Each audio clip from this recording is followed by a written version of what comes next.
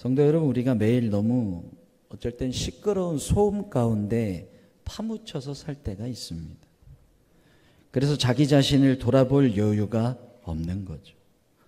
입에 바쁘다는 소리를 달고 다니는 겁니다. 어디로 가는지 모르고 이리저리 다닐 때가 있죠. 저도 쭉 생각해 보니까 별로 하는 것도 없으면서 바쁘다는 소리를 많이 했더라고요. 그죠? 입속에 보니까. 어쩔 때는 수많은 사람들, 대중 속에 파묻혀서 살 때도 있습니다.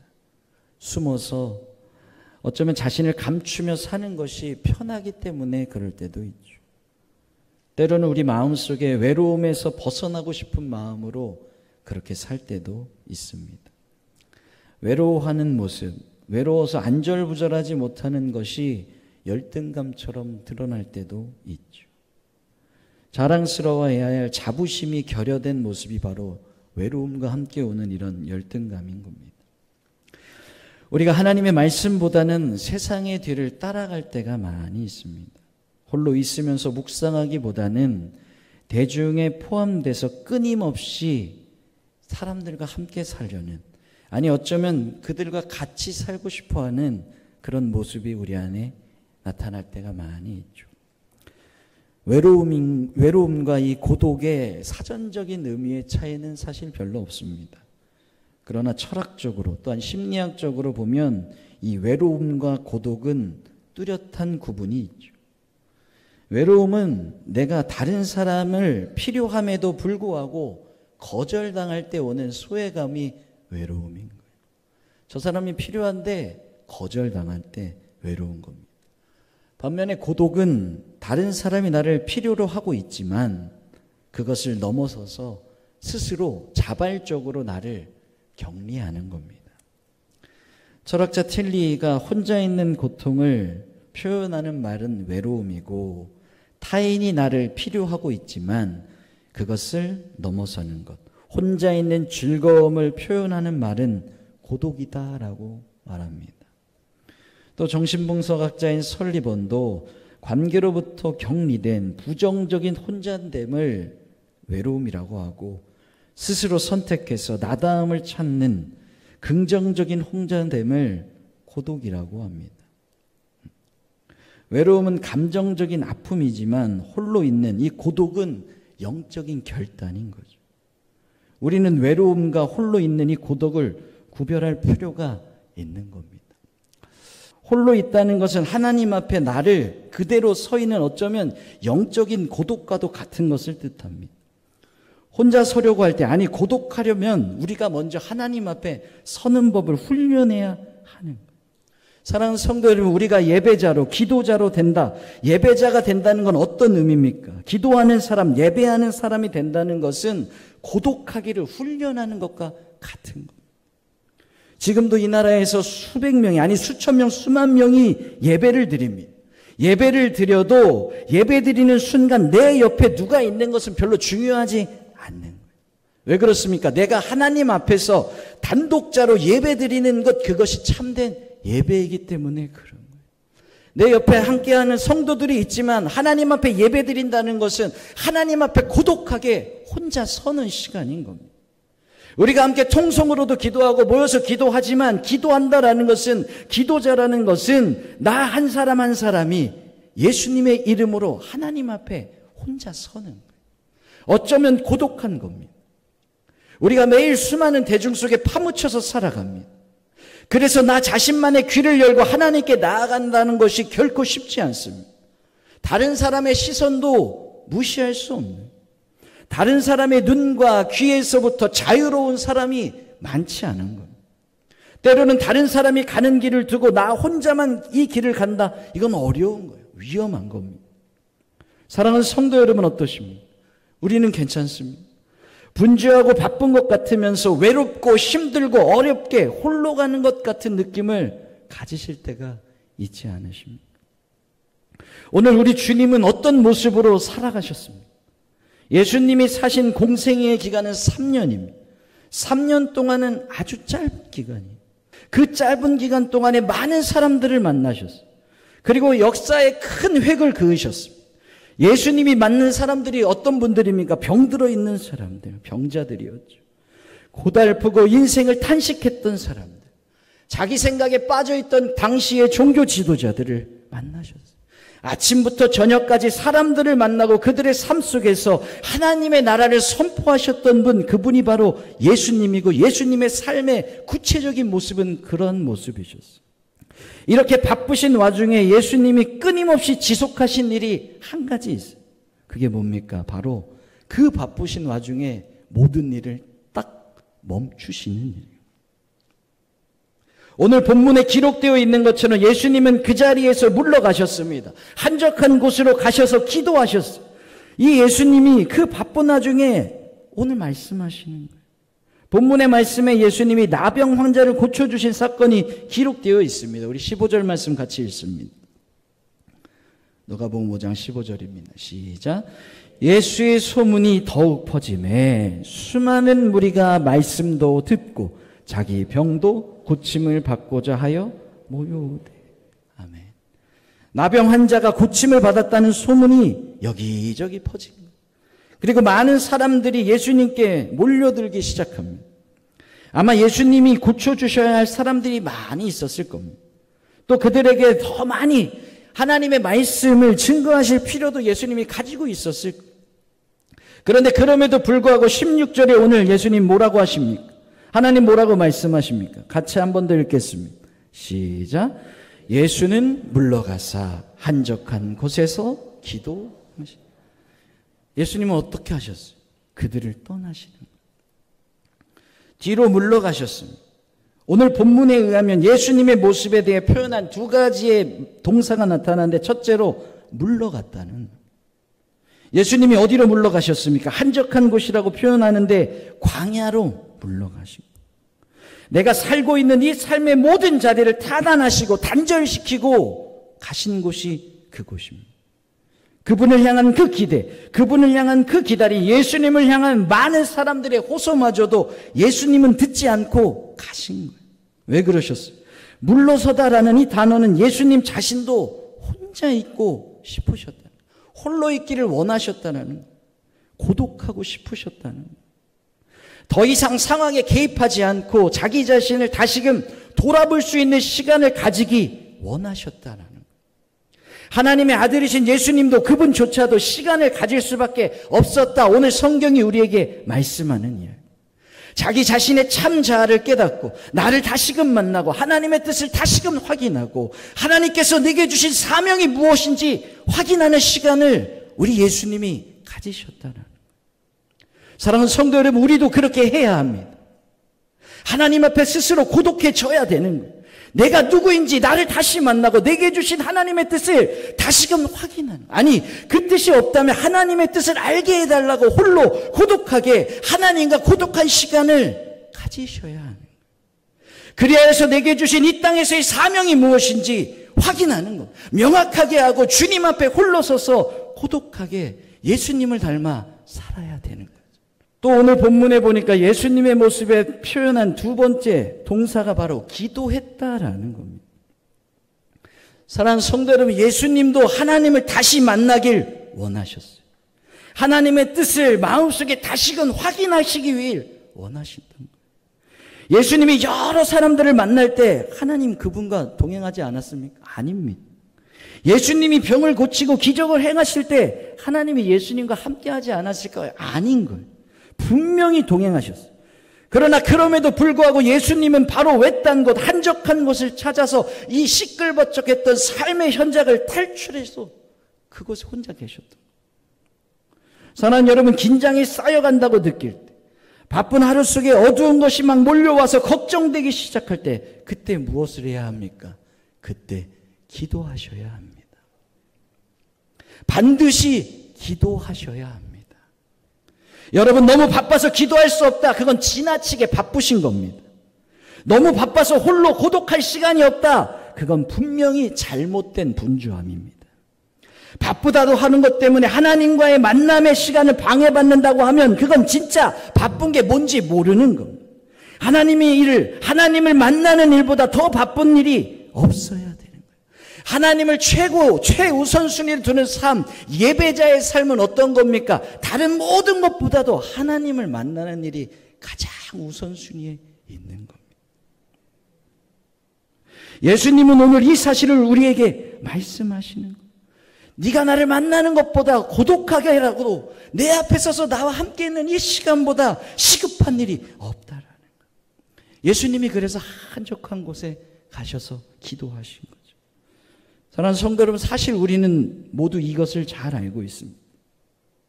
그러나 그럼에도 불구하고 우리가 조용히 하나님과 홀로 있는 이런 고독한 시간을 만들기가 왜 그렇게 어려운 일입니까? 시간이 없기 때문일까요? 사랑하는 여러분, 어떻습니까? 하루에 텔레비전을 얼마나 보십니까? 핸드폰으로 유튜브나 인터넷 기사를 얼마나 보십니까? 카카오땡 하는 시간, 바쁘다고 왔다 갔다 하는 시간, 스트레스 때문에 취미와 여가로 보내는 시간들, 그런 모든 시간들이 우리 속에 없었습니까? 사랑하는 성도 여러분, 사람이 정말 조용히 홀로 있는 시간을 갖지 못하는 이유는 홀로 있는 것 자체가 두렵기 때문인 거예요. 사람들이 정말로 두려워하는 것은 홀로 있는 게 아니라 내가 외톨이같이 여겨지는 걸 두려워하기 때문에. 여러분, 혼자 있어서 외로운 게 아닌 거예요. 혼자 있는 법을 모르기 때문에 외로운 거예요. 루소가 이렇게 말해요. 사막에서 혼자 사는 게 사람들 사이에서 혼자 되는 것보다 훨씬 덜 힘들다. 여러분, 외로움이라는 건 주위에 아무도 없을 때뿐 아니라 사람들과의 관계 속에 있을 때도 엄습합니다. 혼자 있는 건 사람들에게 부담을 주기 때문에 그렇죠. 혼자 있다 보면 내가 혹시 왕따 당하는 거 아닌가? 내가 이 사회에서 친구를 사귀지 못하는 존재가 돼서 이렇게 혼자 있는 게 아닌가? 나만 좀 유별난가? 나는 함께 어울리는 친구가 이렇게 없을까? 이런 두려움을 가지게 되죠. 그래서 혼자 있는 것을 무서워하는 겁니다. 그러면서 누군가에게 속해보고 싶고 많은 사람이 있는 곳에 나 자신을 집어넣고 싶어 하는 거예요. 그래서 군중 속으로 들어갑니다. 나는 별로 좋아하지 않지만 좋아하는 척 하는 거예요. 들어가는 겁니다. 저 사람들이 좋아하니까 좋아하는 척 하는 거예요. 이런 경우가 우리의 삶 속에 많이 일어납니다. 사랑하는 성도 여러분, 그리스도 안에 있다는 것, 예수님과 함께 사는 것은 이제 홀로 있는 것, 이 자체를 다르게 생각하셔야 하는 거예요. 우리가 홀로 있을 때 이 세상에서 다른 사람과 더불어 있을 것도 배울 수 있게 되는, 홀로 있어 본 사람만이, 아니 고독해 본 사람만이 다른 사람들에게 나아갈 수 있는 거예요. 사람들은 외로움 때문에 고통스러워하는 거예요. 인간으로서 받는 여러 가지 상처가 있지만 가장 아픈 고통 중에 하나가 바로 외로움입니다. 인생에 많은 어려움이 있지만 사람은 근본적으로 외로움을 견디기를 힘들어하죠. 왜 그렇습니까? 내 삶의 중심에 내가 서 있다고 생각했는데 어느 날부터인가 삶의 중심에서부터 주변으로 밀려나는 거죠. 사랑하는 성도 여러분, 우리가 살면서 외로움을 겪을 때가 있습니다.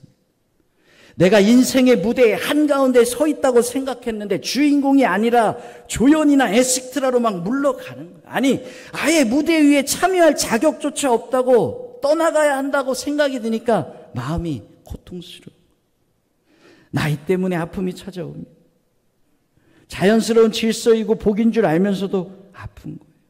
자라나고 막 치고 오는 사람들 때문에 때로는 직장에서 직업적으로 진급이 안 되고 명예 때문에 건강을 잃어서 관계가 힘들어서 아픈 거예요.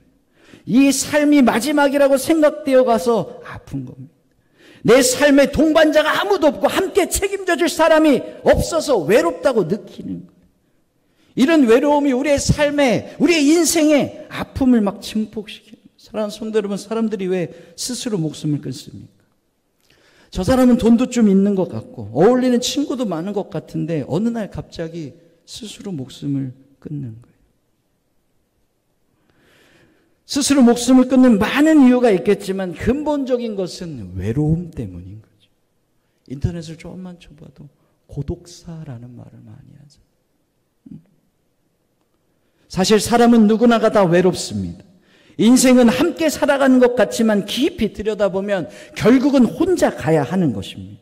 어떤 이유든 외로움을 이 외로움이 나를 딱 찾아왔을 때 혼자 있는 게 뭐 어때? 라고 여기면서 그 외로움을 어떻게 맞이하고 어떻게 다룰 것인지에 대한 준비와 힘이 우리 안에 필요한 거죠.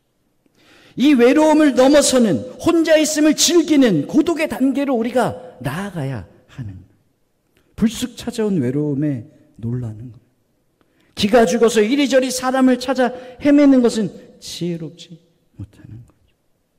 오늘 예수님은 어떻게 하셨습니까? 스스로 고독해지셨어요. 스스로 나아가셨어요. 스스로 물러가서 한적한 곳에서 기도하셨다. 우리는 어떻게 해야 됩니까? 인간 뼛속 깊이 아파하는 이 근본적인 외로움과 실존적인 외로움과 인간이 인간다움을 잃어버리는 아픔 때문에 오는 그 고통스러운 외로움 가운데 무엇을 해야 합니까? 외로움을 참지 못해서 조금만 외롭다고 느끼면 어떻게 해서라도 다른 외로움으로, 다른 것으로 대체시켜 보려고 사람들은 노력합니다. 그리고 자신에게 외로움이 있다는 것을 깨닫기도 전에 도망치는 거죠. 여기서 어떻게 빠져나갈까? 만족감을 어디서 찾을까? 재빠르게 위안을 어디서 찾을까 고민합니다. 그래서 때로는 돈을 향한 욕망 때문에 외로움을 이길 수 있다고 착각하는 거예요. 열심히 일하는 겁니다. 바쁘게 살면 외롭지 않을 거라고 착각하는 거죠. 또 남 앞에서 화려하게 사치스럽게 뽐내면서 치장하면 다른 사람이 좋아할 거라고 오해합니다. 육체의 쾌락 속에 만족을 얻을 수 있다고 생각하는 거예요.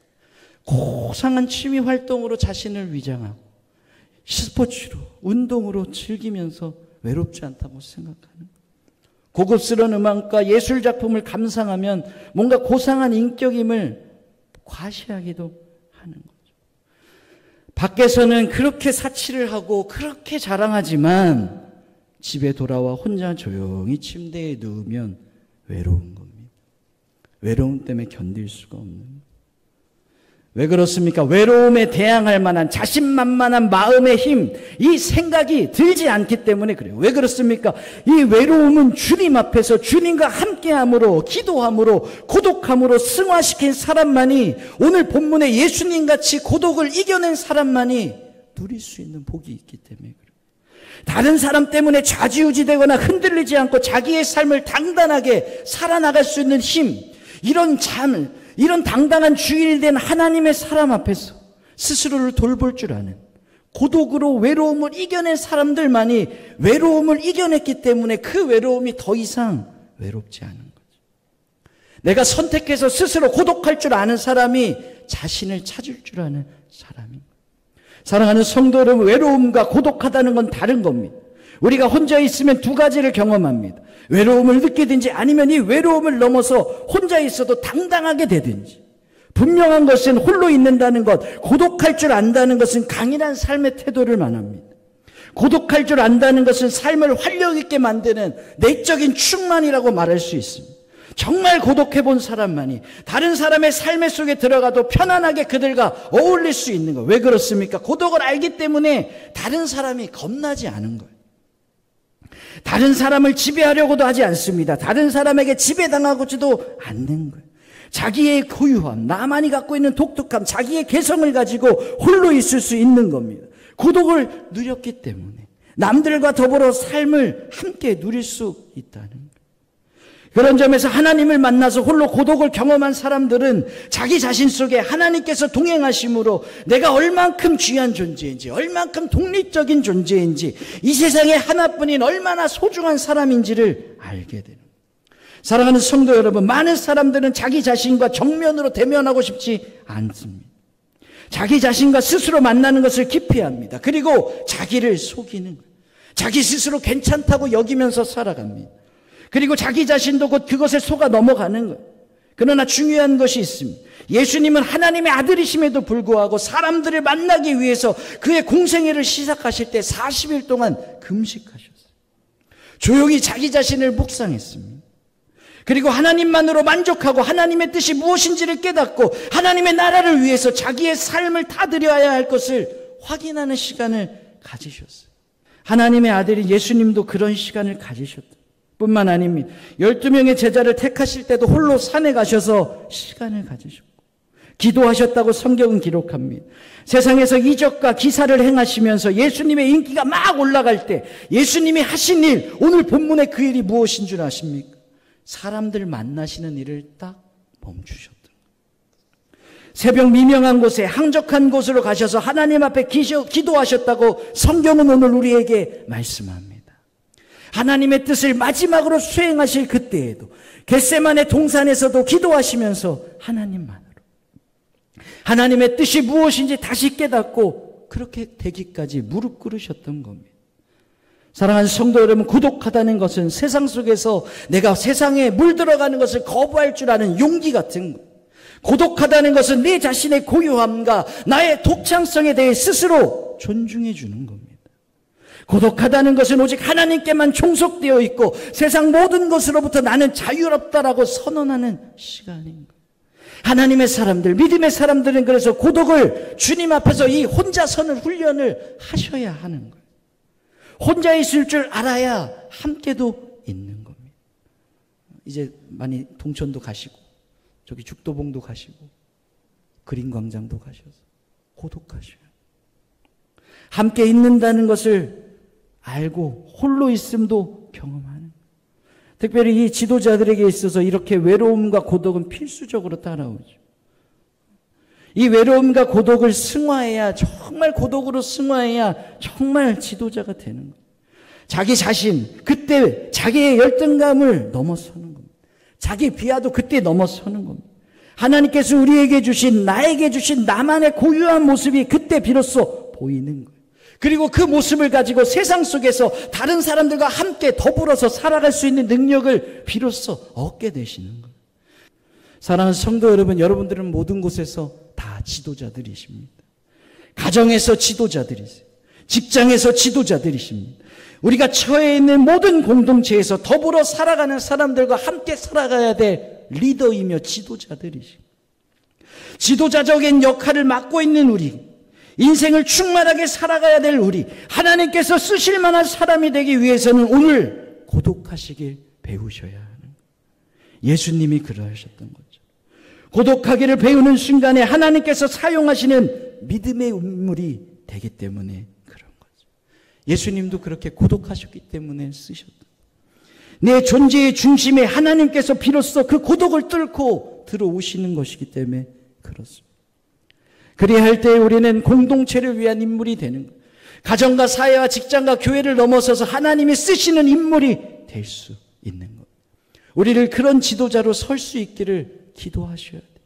사랑하는 성도 여러분, 홀로 고독하게 있는 시간은 낭비의 시간이 아닌 거예요. 오늘 주님의 날입니다. 우리가 다른 모든 것을 할 수 있지만, 다른 것을 함으로 기쁨을 얻을 수도 있지만, 주님의 날, 주님 앞에 나아오셨어요. 왜 그렇습니까? 주님 앞에 나와서 홀로 고독하게 하나님 앞에 기도하기 위해, 예배드리기 위해, 말씀을 들으며 하나님 한 분만으로 만족하고자 나오신 줄로 믿습니다.